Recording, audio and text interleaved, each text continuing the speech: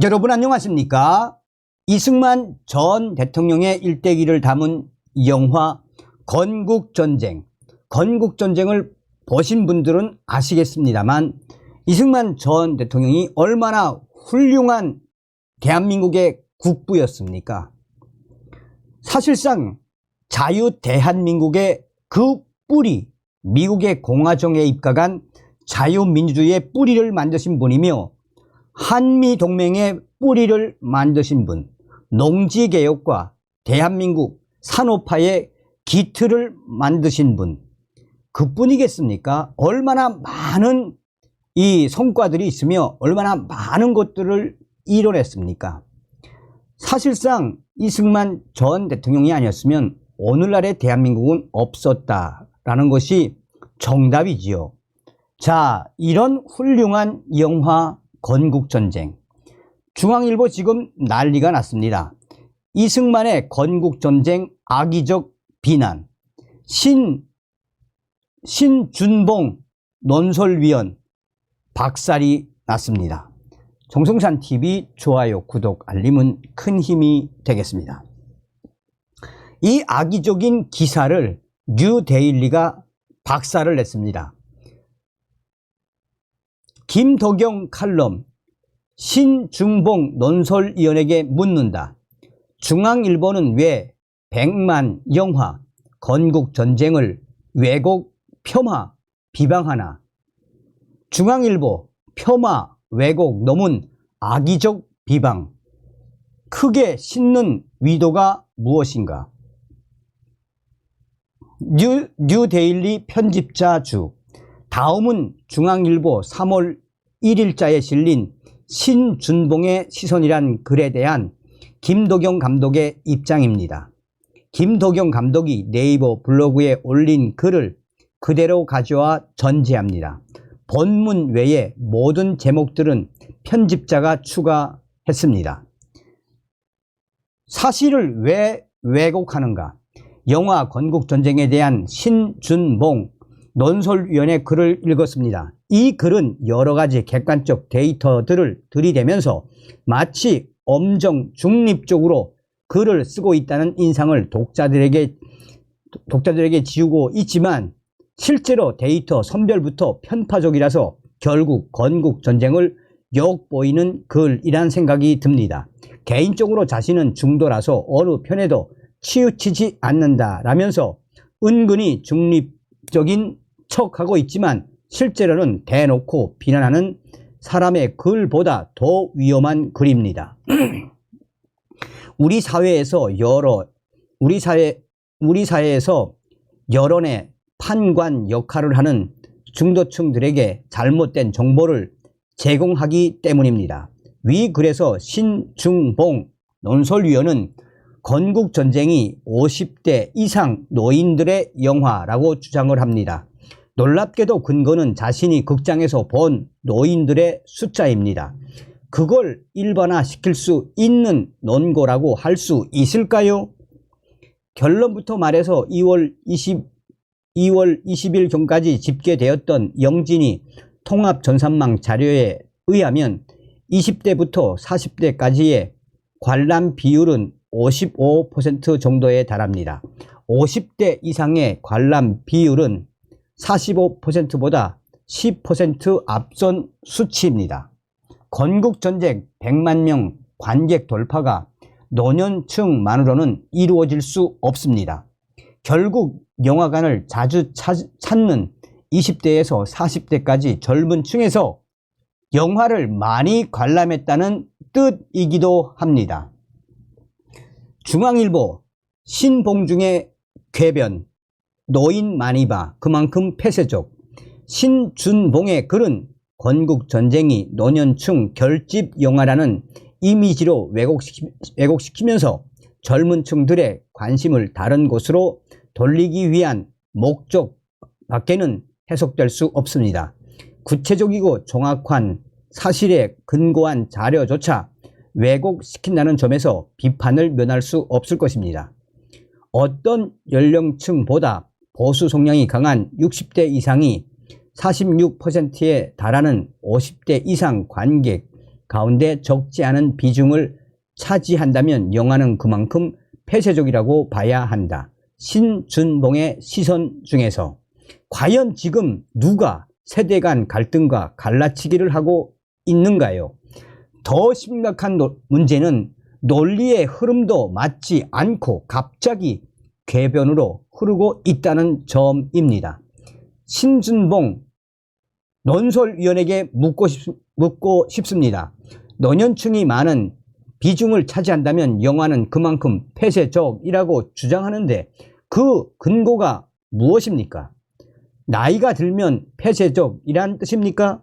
나이가 들고 보수 성향이 강하면 폐쇄적이란 뜻인가요? 아니 도대체 폐쇄적이라는 단어는 무슨 의미인가요?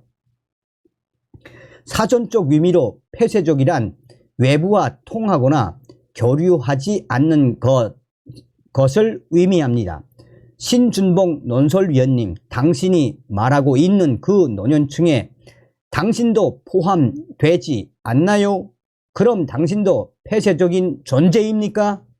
만약 당신 자신은 폐쇄적이지 않은 존재라고 주장한다면 그 근거는 무엇입니까? 신준봉 논설위원님, 당신이 말하는 정말 폐쇄적 말하는 노인층에 당신도 포함되지 않습니까? 만약 당신 자신은 폐쇄적이지 않은 존재라고 주장한다면 그 근거를 대야 할 것입니다. 당신은 폐쇄적이지 않고 다른 보수 성향의 노년층은 모두 폐쇄적이라는 근거를 명확히 제시해야 할 것입니다. 도대체 논설위원이라는 사람의 글에서 논리도 없고 구체성도 없습니다. 이래가지고 중앙일보와 같은 대한민국을 대표하는 언론사에 논설위원이라 자격이 있을까요? 신문을 욕보이는 일입니다. 신준봉의 글은 결국 나이 든 사람은 모두 폐쇄적이고 폐쇄적인 사람이 좋아하는 건국전쟁은 좋은 영화가 아니라는 인상을 강하게 주고 있습니다. 3년 반이란 긴 시간 동안 대한민국과 미국, 유럽, 필리핀까지 취재 범위를 넓혀가면서 오로지 객관적인 증거, 시각적 자료를 찾기 위해 노력한 영화를 폐쇄적이고 나쁜 영화로 몰아가는 것을 감독 입장에서 어떻게 가만히 앉아서 수용할 수 있겠습니까? 일부러 평론 안 하는 괴이한 현상. 그래서 신준봉의 시선은 저에게는 매우 폭력적인 글입니다. 심지어 글 중에 이런 부분도 있습니다. 가령 건국전쟁을 봤다는 영화평론가를 찾기가 어렵다. 극단적인 얘기는 싫다는 것이다. 한 평론가는 일방적인 얘기만 해대는 가장 공포스러운 영화였다라고 평했다. 신준봉의 시선 중에서 일단 신준봉 논설위원도 현재 건국전쟁에 대해서 영화 평론가들이 집단적 사보타지를 하고 있다는 것을 알고는 있는 것 같습니다. 100만 관객이 극장을 찾은 영화를 대한민국 영화 평론가들이 단 한 줄의 평도 쓰고 있지 않은 게 정상인가요? 상업적 목적의 그 영화도 아니고 다큐멘터리 영화가 100만이라는 관객수를 넘겼는데 이 정도면 자신의 정치적 입장을 떠나서 일단 사회적 현상의 하나로 인식하고 분석하는 것이 정상적인 평론가들의 역할입니다. 그걸 방기하는 것은 한국 영화계를 위해서도 좋지 못한 선례가 됩니다. 2월 1일 건국전쟁 개봉 직후부터 소위 극단적 인플루언서들은 하나같이 동일한 목소리를 내고 있습니다. 영화를 보지 말자. 건국전쟁 쪽으로는 아예 눈도 돌리지 말자라고요. 이렇게 영화를 일방적으로 보지 말자는 주장을 하는 것이 이성적이고 정상적인 판단일까요? 개인에겐 선택의 자유가 있습니다. 하지만 평론가들에게는 선택의 자유보다 분석의 책무가 존재합니다. 그게 사회가 건강해지는 밑거름이 되기 때문입니다. 안 보고 마구 논평, 보고 나서 해라. 그들은 4.19 정신을 훼손했다고 주장합니다. 이런 부류는 10중 8구 영화를 안 봤다는 것을 의미합니다. 영화를 보지 않았으니 할 말이 없는 것입니다. 아니, 영화를 보지도 않고 어떻게 4.19 정신을 이야기할 수 있다는 것인가요? 제가 아는 한 4.19 정신은 불의에 항거하는 시민들의 자유를 향한 저항의 정신입니다. 역사학자 전우영조차 영화를 보지 않고 이승만이 국부라면 4.19 열사들은 아버지를 내쫓은 후레 자식이 되는 것이냐고 반문하고 있지만 부디 인류 문명사를 다시 보시기 바랍니다. 수많은 신화와 역사에서 아버지를 극복한 사례는 무수히 많습니다. 오디푸스의 비극은 심지어 친부 사례로 이어지는 잔인한 비극성까지 나타내고 있습니다. 4.19의 비극성 역시 마찬가지입니다. 자신의 아버지 이승만이란 국부가 만들어 놓은 민주주의라는 거대한 토양에서 자란 저항의 나무였던 것입니다. 그들은 후레자식이 아니라 끊임없이 자신의 한계를 극복하려는 역사의 주역인 것입니다. 누가 지금 진정한 역사의 주역들을 갈라치기 하고 있는지요? 도대체 궤변으로 대중의 눈을 멀게 하고 있는지요? 왜곡 글 쓰고 평론 일부러 안 쓰고 그런 그대들이 폐쇄적. 평론가들이 집단적으로 사보타지라도 하듯이 건국전쟁에 대해서 영화평을 쓰지 않고 있는 현실이 지금 대한민국 영화 발전을 위해서 올바른 행동인지 묻지 않을 수 없습니다. 적어도 건국전쟁에서 다루어지는 모든 논점들은 객관적인 증거와 시각적 자료들을 통해서 우리 역사의 허구와 모순점들을 지적하고 있다는 점에서 생산적인 콘텐츠라고 자부합니다. 그동안 대중들에게 알려지지 않았던 증거를 꺼내서 무엇이 옳은지 대중들 스스로 판단할 수 있도록 공론의 장을 만들고 있는 영화입니다. 그걸 거부하면서 무슨 대화와 타협, 국민적 화합을 운운할 수 있는지요? 당신이야말로 지금 대한민국에서 가장 폐쇄적인 존재들입니다. 부디 당신들의 폐쇄적인 행동을 지금 100만 명 이상 관객들이 지켜보고 있다는 사실을 잊지 마시기 바랍니다. 역사는 끊임없이 금기를 깨고 아송에 도전하면서 전진합니다. 적어도 지금 이 순간 사실에 눈을 돌리고 진실에 침묵하면서 역사의 진보를 논할 자격은 없습니다. 대한민국의 역사는 건국전쟁 전 그리고 건국전쟁 후로 확연히 나뉠 것입니다. 거기에 이성의 시대가 자리 잡을 것입니다. 그 거대한 시대의 흐름을 바꿀 수는 없을 것입니다. 자,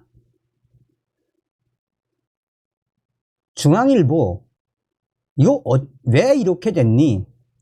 지금 한국의 보수 언론 중앙일보 아닌가?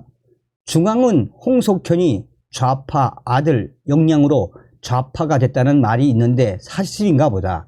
한국 좌파는 김일성의 주체사상을 맹목적으로 추정하는 집단인가? 신준봉은 논설위원 자격이 없다. 이런 인간 때문에 언론이 욕먹는다. 그래 중앙일보 좌파 매체가 다 됐네 등등의 이 글들이 쏟아져 나오고 있습니다. 그래서 제가 직접 이 기사를 좀 봤습니다. 그러니까 약간 건국전쟁 넘어 이승만 보려면 신준봉 중앙일보 논설위원 정말 황당하기 그지없는 주장. 그러니까 여기서 보십시오. 뭐라고 이야기합니까? 이봐 신준봉, 당신은 아이들의 영화도 폐쇄적이라 말할 수 있나? 왜 너 같은 기자가 논평을 하니 좌파스럽다는 거야? 알았어? 아무리 너의 의견이라도 그따위 논평을 할 수 있는 거냐고 당신도 오지 않은 유토피아를 걱정하는 거냐? 정신 차려. 신준봉.